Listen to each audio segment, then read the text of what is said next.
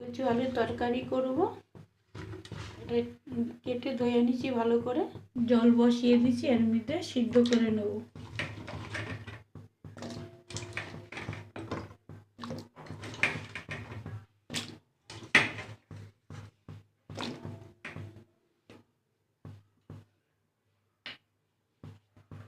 লবণ দিয়ে দিলাম, রেখে দেবো।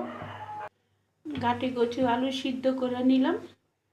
আর গাটি কচুর মশলা হয়েছে একটু পেঁয়াজ বেটে দিয়েছি, আদা রসুন কাঁচা লঙ্কা বাটা। কড়াইতে তেল দিয়ে দিলাম, একটা তেজপাতা দিলাম, একটু সাদা জিরা দিয়ে দিলাম। দেখো একটু গোলমরিচের গুঁড়ো দিচ্ছি, একটু জিরের গুঁড়ো দিচ্ছি। মশলাটা একসঙ্গে দিয়ে দিলাম। একটু মশলার জল দিয়ে দিলাম, একটু হলুদ গুঁড়ো দিয়ে দিলাম পরিমাণ মতন।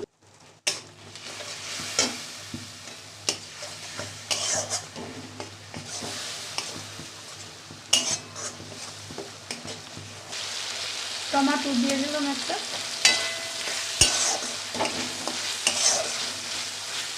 ভালোভাবে আমি কষিয়ে নেব। লবণ দিয়ে দিলাম পরিমাণ মতন।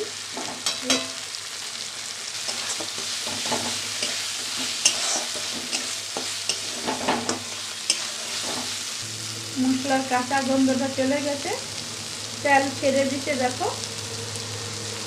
আমি এবার আলু গাটি সিদ্ধটা দিয়ে দিচ্ছি। ফির আবারও নাড়াচাড়া করে কষিয়ে দেবো।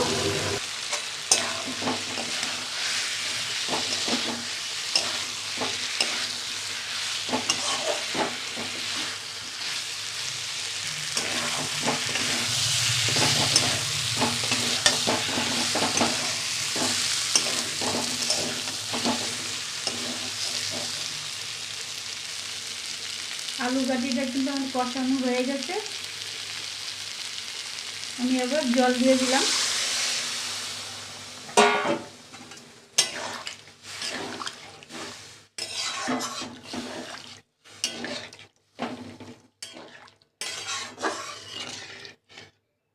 আর একটু লবণ দিয়ে দিলাম। গরম মশলা দিয়ে দিচ্ছি।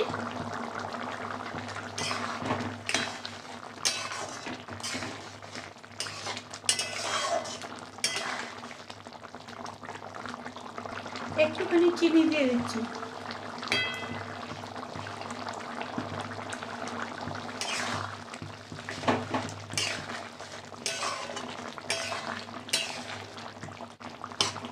তরকারিটা আমার রেডি সম্পূর্ণ।